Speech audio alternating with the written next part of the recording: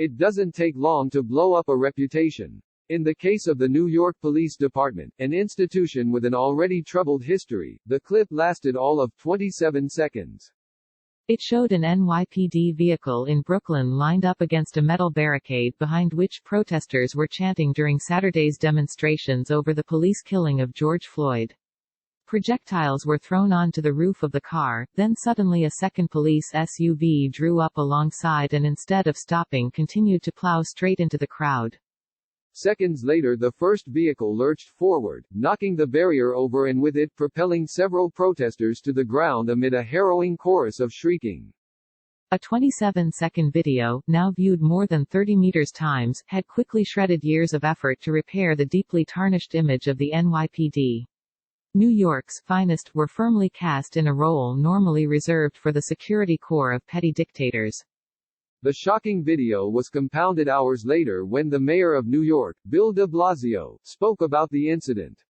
A politician who won election in 2013 largely on a promise to reform the NYPD and scrap its racially discriminatory stop and frisk policy, astounded even his closest supporters when he defended the police. De Blasio said, "I do believe the NYPD has acted appropriately." Social media lit up. Was it appropriate to drive those two SUVs into the crowd? Was it appropriate for an NYPD officer forcibly to remove the coronavirus mask of a black protester whose arms were raised in the air, then pepper spray his face? Was it appropriate for another officer to tell a protester to get off the street, then physically shove her several feet towards the curb where she landed on her head? Or that the police officers involved in the pepper spray incident had covered their badge numbers, presumably to avoid having to answer for their actions? Or to beat a nurse walking home from a shift at a hospital? The clashes between New York's police and its protesters have reverberated around the city. The largest police force in the U.S., with its $5.6 billion annual budget and 36,000 uniformed officers under the leadership of one of the most progressive mayors in the country, has responded to demonstrations about police brutality with more police brutality. The Black, Latino and Asian caucus of the City Council, which makes up more than half of the legislative body, was swift and devastating in its criticism. In a statement, it said that the NYPD had acted with aggression towards New Yorkers who vigorously and vociferously but nonetheless peacefully advocated for justice. Adrienne Adams, co-chair of the caucus, told The Guardian the NYPD had tried to suppress legitimate anger felt by African American and other minority communities following years of police abuse. "We cannot allow people who have kept people of color down for decades to say now that we don't have the right to display our outrage," she said. Though that sentiment applies nationwide, Adams believes New York stands out as having a horrible history of police brutality. "It was the NYPD that set the tone," she said, when Daniel Pontalio, the officer implicated in the 2014 death by chokehold of Eric Garner in Staten Island, avoided prosecution. When nothing happened to the police officers who were responsible for the death of Eric Garner, New York set the blueprint for what happened to George Floyd, she said. "There's no penalty, no consequence, so it's okay." Adams's framing of the Garner killing could equally be applied to a long string of notorious episodes of police misconduct that preceded it. In 1997, Haitian immigrant Abner Louima was handcuffed by an NYPD officer and sexually assaulted with a broken broomstick. 2 years later, Amadou Diallo was shot near his home in a hail of 41 bullets after officers mistook his wallet for a gun. In an echo of that event, an unarmed Sean Bell was shot 50 times in Queens on the morning of his wedding in 2006. It took 6 years for the NYPD detective who opened the fusillade to be chucked off the force while nobody has ever been convicted of any crime. In the policing of protest, the NYPD also has a contentious track record. In 2004 it rounded up more than 1,800 peaceful protesters rallying outside the Republican National Convention during the re-election bid of George W. Bush and herded them into overcrowded pens on Pier 57 in Manhattan. In 2011 it was similarly criticized for heavy-handed tactics during the Occupy Wall Street demonstrations. Cutting across all this, the force has consistently targeted its efforts on neighborhoods of the city with majority Black or Latino populations, straying at times into overt racial profiling.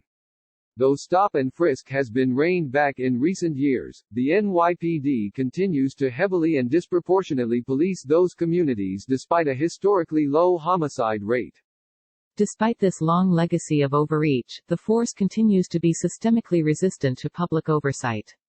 Under Section 50A of New York state law, the disciplinary files of police officers are largely held in secret, making the task of holding them accountable almost impossible. Genvine Wong, a staff attorney at the Cop Accountability Project (CAP) within the Legal Aid Society, told The Guardian that there were currently more than 200 police officers still being employed by the NYPD on full pay who should have been considered for termination following reports of misconduct. Data collected by CAP shows that where cases of misconduct arise, they often involve escalation of low-level encounters into aggressive confrontations, something officers are supposed to be trained not to do. The project is currently litigating the case of Tomas Medina, who was put in a chokehold and tasered in 2018 after police were called to a complaint about loud music being played. Eric Garner's fatal arrest was triggered by him allegedly selling single cigarettes. Although the use of chokeholds has been banned in New York, the project has found that between 2015 and 2018 the city settled 30 lawsuits involving NYPD use of the potentially lethal maneuver. Wong believes such endemic deployment of excessive force has spilled over into the NYPD's handling of the George Floyd protests. She was present at a peaceful protest in Brooklyn that suddenly turned volatile not because of the behavior of protesters but by a sudden change of tack on the part of the police. In a split second, the NYPD snapped and engaged in over-aggressive enforcement. They escalated it from 0 to 10 out of nowhere, arresting people and wielding their batons. If there has been unrestrained use of batons in the city, it would be with the full approval of Ed Mullins, the provocative president of one of the main police unions, the Sergeants Benevolent Association (SBA). He wrote to members urging each and every one of you to report for duty with your helmet and baton and do not hesitate to utilize that equipment in securing your personal safety. The Sister Police Benevolent Association of New York City has also spoken to its members in inflammatory terms about them being under attack by violent, organized terrorists while New York City Council and other politicians sit at home demanding we de-escalate. There is no denying that the NYPD faces difficult challenges in the policing of mass protests, especially late at night when violent outbreaks have erupted as they did on Monday in Manhattan and the Bronx. Fires were started in the street and stores looted. For Eugene O'Donnell, a former NYPD officer and prosecutor in Brooklyn and Queens who is now a professor of police studies at John Jay College of Criminal Justice, Monday night's spectacle of looting along Fifth Avenue amounted to a collapse of policing in the city. This weekend, the job of police officer in New York became officially impossible when the police abolitionists won. They have created a model of zero tolerance towards force being used and any injuries being inflicted, and that's absurd. O'Donnell said the same pattern is repeating itself across America. In city after city, the police were abolished this weekend. They stood back and watched as damage was inflicted that was irreversible.